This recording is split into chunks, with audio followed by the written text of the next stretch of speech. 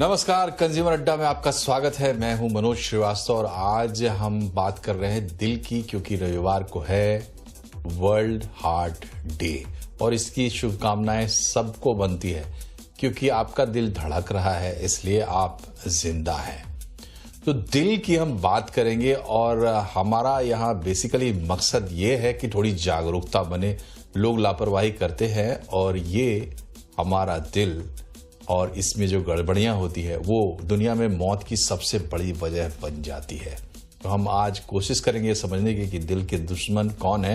वैसे दिल के दुश्मन हम खुद हैं, हमारा सुस्त तन है और हमारा चंचल मन है। तो इसी पर आज हम बात करेंगे देश के जाने माने एक्सपर्ट डॉक्टर्स के साथ। पहले आपका परिचय कराते हैं अपने मेहमानों से। हमारे साथ फोर्टिस स्कॉट अस्पताल की director cardiology doctor Aparna Jaswal है, बॉम्बे हॉस्पिटल के सीनियर कंसल्टेंट डॉक्टर BC कलमथ और अपोलो अस्पताल के senior consultant cardiology doctor Rahul R Gupta हमारे साथ होंगे। डॉक्टर अपर्णा से शुरुआत करते हैं। डॉक्टर अपर्णा, बहुत ही बेसिक किस्म की जागरूकता के लिए हम ये कार्यक्रम कर रहे हैं। किसी खास स्पेसिफिक बीमारी पर हमारा जोर नहीं है। तो सबसे पहले हम ये समझना चाहेंगे कि दिल का, हार्ट का हमारे शरीर में क्या इंपॉर्टेंस है, क्या फंक्शन है, किस तरीके से हार्ट हमारी मदद करता है, जो बात हमें जाननी चाहिए, समझनी चाहिए। जी नमस्कार। Thank you very much for bringing me on this show on this world heart day. So I think आपका क्वेश्चन बहुत ही पर्टिनेंट रहता है और इनफैक्ट पहले जब हम प्रोग्राम्स में जाते हैं तो डायरेक्टली हम लोग स्टार्ट कर देते हैं कि हार्ट का देख रेख रखिए, बट ये समझना है कि हार्ट इम्पोर्टेंट ही क्यों है। सबसे पहली बात मैं हमेशा ये कहती हूँ कि हमारे शरीर में सिर्फ एक दिल है। जब एक ही दिल होगा तो उसका ध्यान रखना बहुत अहम हो जाता है।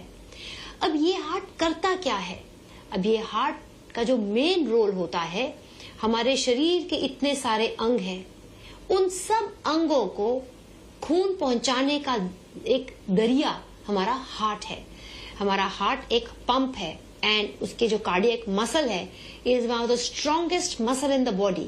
सो जब खून हमारे हार्ट के अंदर जाता है, पूरे शरीर से इकट्ठा होके हार्ट पंप करता है। पहले वो पंप करता है और उस खून को लंग्स में भेजता है ताकि वो साफ हो सके। लंग्स में जब ऑक्सीजन जो हम लेते हैं अपने ब्रीदिंग में जब साफ हो जाता है, वो लंग्स वापस उस खून को हमारे हार्ट में भेजते हैं। हमारा हार्ट फिर से the left side of our heart बहुत स्ट्रांग कॉन्ट्रैक्ट करके हमारे शरीर के सारे ऑर्गन्स को ब्लड सप्लाई करता है, जो हम ऑक्सीजनेटेड ब्लड बोलते हैं। समझने वाली बात यह है कि दो मोस्ट वाइटल ऑर्गन्स हमारा ब्रेन और यही हार्ट जब कॉन्ट्रैक्ट करता है वो स्वयं अपने आप को भी ब्लड सप्लाई करता है। So the heart has to receive blood supply अपने आप के फंक्शनिंग के लिए, हमारे सारे वाइटल ऑर्गन्स के फंक्शनिंग के लिए। सो अगर हमारे वाइटल ऑर्गन्स को अच्छे तरीके से फंक्शन करना है, ये अहम है कि हमारा हार्ट का हेल्थ अच्छा हो।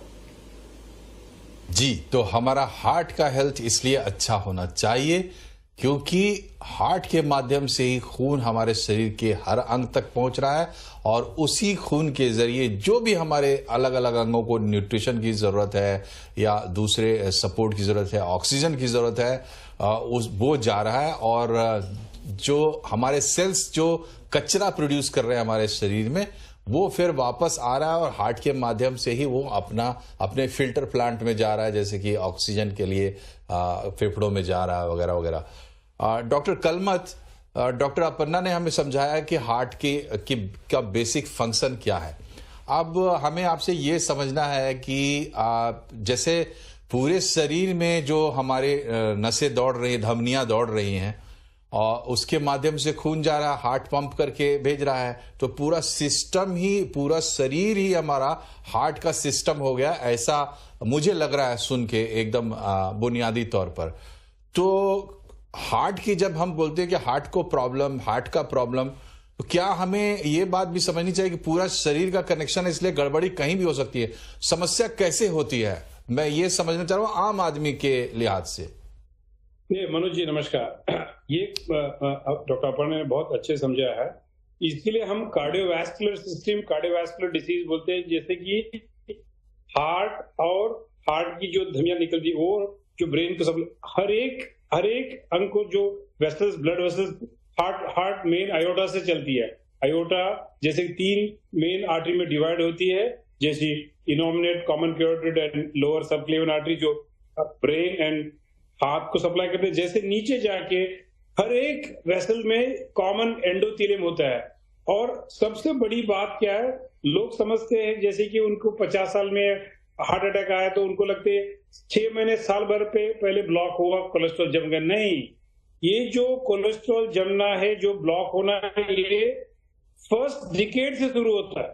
ये आपके बर्थ से शुरू होता है। जैसे आपका जीन्स हो, आपका खान पीन हो, आपका ब्लड प्रेशर हो, कोलेस्ट्रॉल हो, डायबिटीज, ये सब चीज सेकेंड थर्ड डिकेड से आपको डिसाइड करता है कितना बड़ा प्रमाण से आपको क्लॉट या प्लाक, आयोटिक प्लाक, जो एथेरोस्क्लेरोटिक प्लाक जमा हो रहा है, ये जो है फर्स्ट सेकेंड डिकेड से शुरू होता है। एंड लोगों को 50, 60, 70 साल में जो ब्लॉक होता है वो अक्सर 30, 40 साल से बढ़ते रहते। इसी के लिए हम सब नव यूथ सबको ये कहना है, आपको सेकेंड डिकेड से फर्स्ट डिकेड से compulsory exercise, balanced food, nutritional food, never touch smoking, alcohol avoid करना है और ओबेसिटी दूर करना। ये सब चीज फर्स्ट सेकेंड डिकेड से करना है। दैट इज द होल बड़ा हमारा मिथ है जब अरे भाई हमारा 4-5 ब्लॉक आया तो ये 6 महीने साल भर से आया। No, this starts from the first decade, second decade of the life. That's why सब my request to all my youth is that ये जो एक्सरसाइज करना और सब अच्छी चीज जो बैलेंस डाइट करना फ्रॉम फर्स्ट सेकेंड डिकेड से करना पड़ेगा। मनोज जी, तो ये फंडामेंटल बातें हैं, आप नोट करते जाइए। और अब हम चलते हैं डॉक्टर राहुल के पास। डॉक्टर राहुल, ये बताइए कि थोड़ा और समझते हैं इसको कि प्रॉब्लम कहाँ होती है शरीर के हिसाब से, आम आदमी के समझने की भाषा में, लेकिन शरीर के लिहाज से, कि क्या सिर्फ कोलेस्ट्रॉल जमना उसको हमने रोक लिया, काम हो गया, या और भी प्रॉब्लम्स हो सकते हैं?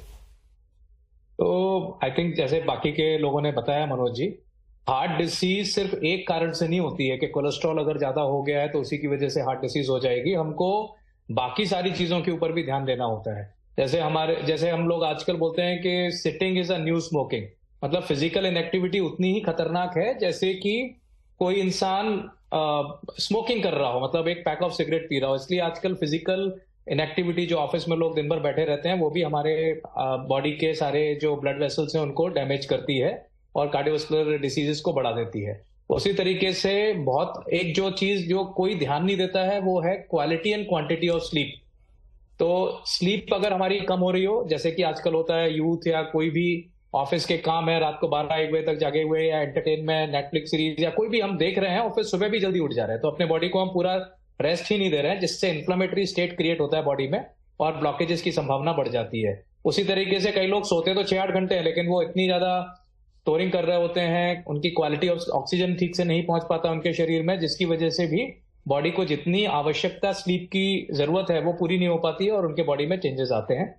उसी तरीके से ये जो हमारी स्ट्रेस लेवल्स हैं, जिनको अगेन बहुत नेग्लेक्ट किया जाता है, कि जब भी हम स्ट्रेसफुल सिचुएशन में होते हैं तो हमारे बॉडी में एड्रेनलिन करके हार्मोन है वो बढ़ जाता है, और उसकी वजह से ब्लड प्रेशर बढ़ना, बॉडी के अंदर के जो वेसल्स हैं उनमें डैमेज होना, ये सारी चीजें होती हैं। और उसके अलावा एडिक्शंस हो गए, स्मोकिंग, टोबैको या किसी भी अन्य तरह का व्यसन जो है वो हमारे शरीर के ब्लड वेसल्स, रक्त वाहिनियां जिनको बोलते हैं हम लोग, उनमें डैमेज क्रिएट करता है, और वो डैमेज क्रिएट होने की वजह से वहां पे ब्लॉकेजेस क्रिएट होना शुरू हो जाते हैं। तो कोलेस्ट्रॉल सिर्फ एक ही कारण है, लेकिन बाकी के जो दूसरे कारण हैं जिनको बहुत लोग नेग्लेक्ट करते हैं, उन सब चीजों को हमें ध्यान देना होगा अगर हमें अपने हार्ट को एकदम स्वस्थ और अच्छा रखना है। जी, एक और कॉमन बात है, बार बार सुनने को आती है डॉक्टर अपर्णा, वो उसको थोड़ा क्लैरिफाई करें कि डायबिटीज का बड़ा डायरेक्ट कनेक्शन है, कैसे है? जी, आई थिंक ये आप बहुत अच्छा लाए, because we have to understand that India is a diabetic capital of the world. जब हम डायबिटिक कैपिटल बोलते हैं उसका मतलब क्या होता है? डायबिटीज इन इटसेल्फ, मतलब कि हाई ब्लड शुगर होना, एक डिजीज प्रोसेस है। अनफॉर्चुनेटली इंडिया में बहुत ज्यादा है। जब डायबिटीज हो जाता है तो वो जैसे जैसे टाइम निकलता है, लंबी देर होती है, उसके अपने कॉम्प्लिकेशंस बन जाते हैं। कुछ कॉम्प्लिकेशंस हमारे छोटे ऑर्गन्स पे, कुछ हमारे वाइटल ऑर्गन्स पे, जिसको हम माइक्रो एंड मैक्रोवास्कुलर कॉम्प्लिकेशंस बोलते हैं।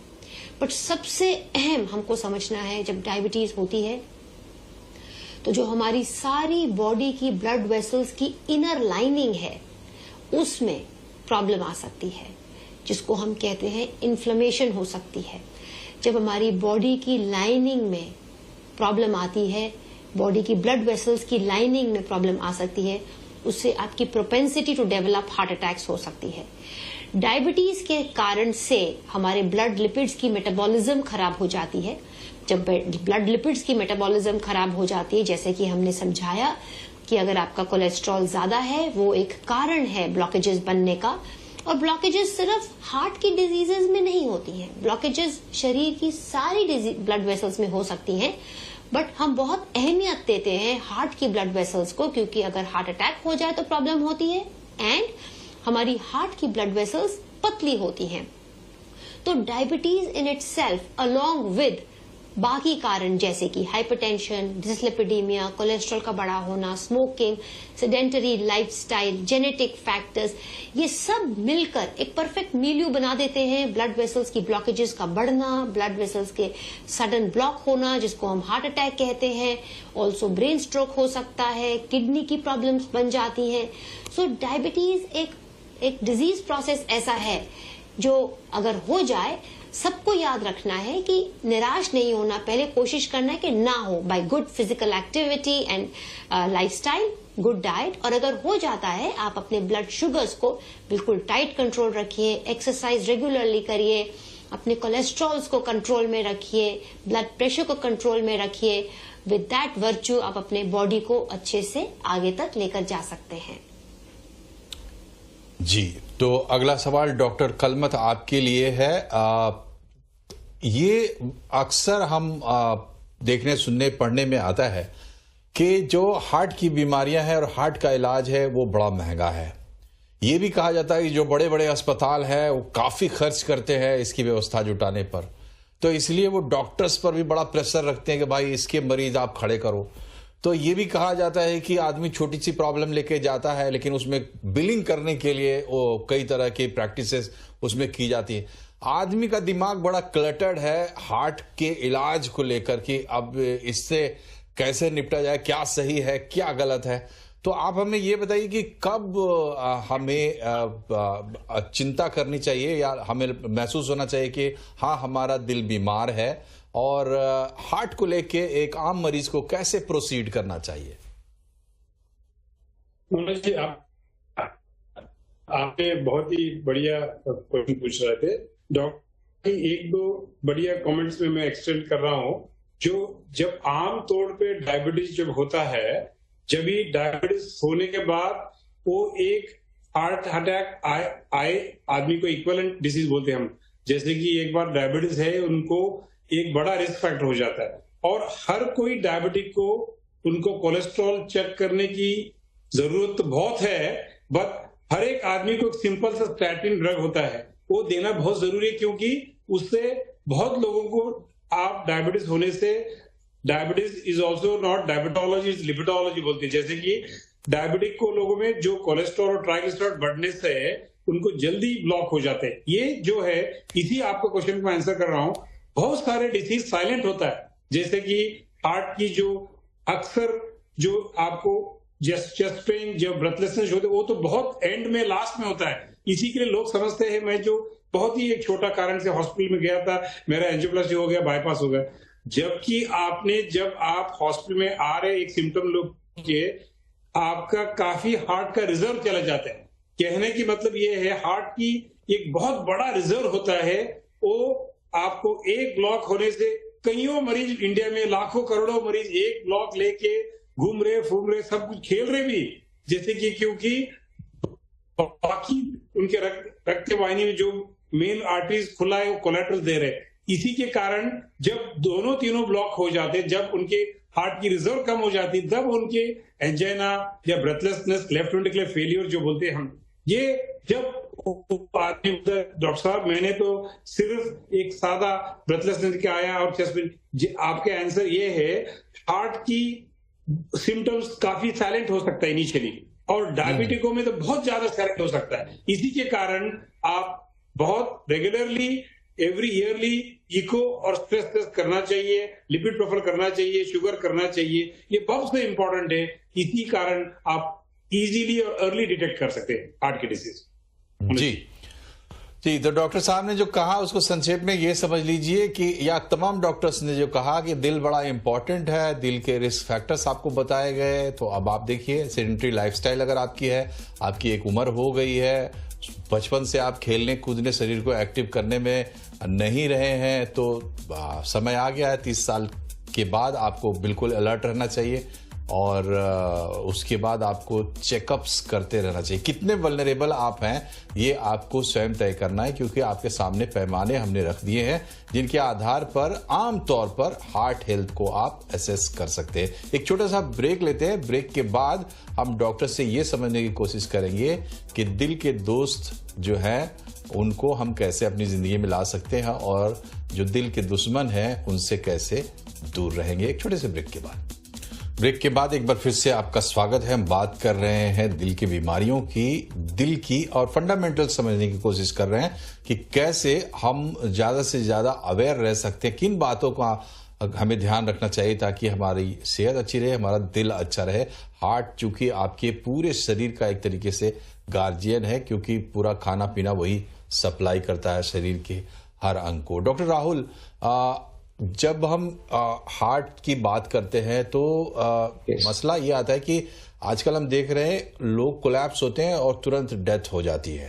करेक्ट। तो हालांकि उसकी कई सारी अभी उस पर खोजबीन चल रही है कि उसका कहाँ क्या ओरिजिन है, क्या कनेक्शन है, लेकिन अगर हम देखते हैं किसी को इस तरीके की स्थिति में कोई फेंट हो जाता है, बेहोश हो जाता है, वजह चाहे जो भी रही, उसमें एक चीज बार बार कही जाती है CPR की, लेकिन उतनी अवेयरनेस हमारे देश में है नहीं जब अगर हम कंपेयर करते हैं डेवलप्ड कंट्री से या छोटे देशों से। तो CPR क्या चीज है, कितना इफेक्टिव है और वाकई हमें उसको कितना महत्व देना चाहिए? मनोज जी, आपने बहुत इंपॉर्टेंट बात बताई है, और इनफैक्ट आजकल एक तरह का अभियान भी चला हुआ है कि हम लोग सोसाइटीज में जाके लोगों को CPR सिखाते हैं। क्योंकि मैं आपको बताना चाहता हूं कि जब कोई हार्ट अटैक की वजह से, जिसका हार्ट अचानक अटैक में जाता है, कई बार वो इतना तेजी से धड़कने लगता है कि वो इफेक्टिवली काम नहीं कर रहा होता, उसको कार्डियक अरेस्ट बोलते हैं। तो कार्डियक अरेस्ट होने के बाद अगर एक चीज जो पेशेंट को बचा सकती है, ऐसे मरीज को बचा सकती है, वो है CPR। और CPR बिल्कुल भी डिफिकल्ट नहीं है। हम लोगों को ऐसा लगता है कि CPR देने कैसे देंगे, कैसे क्या करेंगे, लेकिन मैं सबको अर्ज यही करूंगा आपके इस चैनल के माध्यम से कि हर व्यक्ति को CPR की ट्रेनिंग लेनी चाहिए। ये आजकल ऑनलाइन भी अवेलेबल है, और आपके जो आसपास के हॉस्पिटल्स हैं ये हम लोग रेगुलरली कंडक्ट करते हैं। जैसे अपोलो हॉस्पिटल में हम लोग आसपास के सोसाइटीज में जाके ये सारी चीजें हम लोग कंडक्ट कराते हैं, ऐसे बाकी सारे हॉस्पिटल्स भी करते हैं। तो इसमें क्या करना होता है, जैसे पेशेंट को अगर कोई एकदम से अरेस्ट हो गया है, छाती में भारीपन आया, पसीना आया और गिर गया, तो ये मोस्टली हार्ट अटैक की वजह से, दिल का दौरा पड़ने की वजह से कार्डियक अरेस्ट हो गया है, ऐसा हम लोग बोल सकते हैं। और ऐसे समय में पेशेंट को सीधा लेटाने के बाद उनके जो चेस्ट का मध्यम पार्ट है उसमें हम लोगों को अपने एल्बोज लॉक करके 100 की गति से हार्ट में चेस्ट कंप्रेशन करना चाहिए। लगभग 5 सेंटीमीटर का कंप्रेशन होना चाहिए। थोड़ी बहुत ट्रेनिंग लगती है, जैसे मैनिक्विन्स रहते हैं जिसपे हम लोग ट्रेन करते हैं कि कितना हमको धड़कन देनी चाहिए। CPR के समय में लोगों को यह भी डर लगता है कि माउथ टू माउथ ब्रीदिंग हम लोग कैसे देंगे, तो माउथ टू माउथ ब्रीदिंग देने की बिल्कुल भी आवश्यकता नहीं होती है। अगर सिर्फ हम लोग इफेक्टिवली चेस्ट को कंप्रेस करते रहें और जब तक मेडिकल हेल्प नहीं आती है, अगर हम इफेक्टिवली करते रहें तो पेशेंट की जान बिल्कुल बचाई जा सकती है। तो इसमें करना क्या होता है कि अगर कोई अरेस्ट हुआ है तो आपको किसी को हेल्प के लिए भी कॉल करना है कि आप किसी एम्बुलेंस को बुलाइए, डॉक्टर को बताइए कि पेशेंट एकदम से अचानक बेहोश हुआ है, और उसके चेस्ट के मध्यम पार्ट पे कंप्रेशन देना शुरू करना चाहिए। ऐसे बहुत सारे साइट्स भी अवेलेबल हैं जहां पे इसके बारे में ब्यौरा दिया गया हुआ है। हैंड्स ऑन CPR करके एक साइट है, ऐसे और भी साइट्स हैं जहां पे लोग इंसान खुद भी सीख सकता है। तो ये बहुत इफेक्टिव है, किसी की जान बचा सकता है, और ये सबको आना चाहिए। जी, तो ये सबको आना चाहिए CPR। डॉक्टर अपर्णा, आपसे मेरा सवाल ये है कि इतने दिन से प्रैक्टिस और अपने डोमेन में काम करते हुए, लोगों से मिलते जुलते, आपको क्या लगता है जो लोगों के दिमाग में मिसिंग है, 2-3 बातें मोटी मोटी, वो अगर आप बताएं तो ये लोगों के लिए एक तरीके का मंत्र हो? आई थिंक सबसे इम्पोर्टेंट मिसिंग लोगों की बात मन में ये है, जो पहले भी बात हुई थी, कि ये सोचना है कि हार्ट डिजीज हमारे 3rd या 4th डेकेड में आएगा। हम सबको ये मिथ हटाना होगा। हमें समझना है कि ब्लॉकेजेस जल्दी शुरू हो जाती हैं। दूसरी चीज जो लोगों की मिथ रहती है कि अभी तो मैं जवान हूं, मुझे एक्सरसाइज की कोई जरूरत नहीं है। सो आई थिंक ये बहुत इंपॉर्टेंट है सबको समझना कि exercise is the best ticket to a good health. और एक्सरसाइज में हम जब कहते हैं, इसका क्लियर मैं करना चाहती हूँ, ऐसा नहीं है कि आपको जिम की मेंबरशिप लेनी है और जिम में जाकर आपको चलना है। व्यायाम करना चाहिए जिसमें कि 30 से 45 मिनट्स आपको अपने घर के पास किसी भी पार्क में आप वॉक कर सकते हैं। मैं ये भी बताना चाहूंगी कि वॉकिंग की आपकी स्पीड क्या होनी चाहिए। एक नॉर्मल हेल्दी यंग एडल्ट को ट्राई करना चाहिए कि शुरुआत में धीमे धीमे बट इवेंचुअली उसको पहुंचना चाहिए कि 40 मिनट में वो 4 किलोमीटर कवर कर सके। नहीं कर पा रहा है तो कोई दिक्कत नहीं, बट मेन आइडिया होना चाहिए कि मैं हर रोज एक्सरसाइज करूंगा। तीसरी मिथ ये है कि बहुत लोग बाजार का खाना खाते हैं और नहीं रियलाइज करते कि बाजार के खाने में द इंग्रेडिएंट्स जो डलते हैं सबसे इंफीरियर क्वालिटी के होते हैं। There is no replacement to home made food. घर का खाना खाएं। अगर हम ये सिंपल चीजें करें जिसमें कि एक्सरसाइज हुआ, डाइट हुआ, घर का खाना खाना हुआ, नॉर्मल पौष्टिक खाना, और शुरुआत से आदत बनाए कि नमक कम खाएं। वो क्या होता है, अगर आपके घर पर कोई खाना खाए, वो कहे कि नमक कम है, उसको हम कहते हैं कम नमक खाना। पहले से आप आदत बनाएं, मीठा कम खाएं। ये सब चीजों को अगर हम लाइफ में जल्दी ले आएंगे, ये स्वाभाविक है कि हम हार्ट डिजीज को काफी हद तक पुश कर पाएंगे।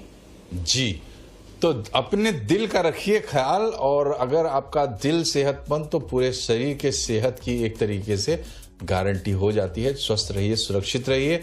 आप तीनों डॉक्टर्स का बहुत बहुत शुक्रिया हमसे जुड़ने के लिए। फिलहाल कार्यक्रम में इतना ही। नमस्कार।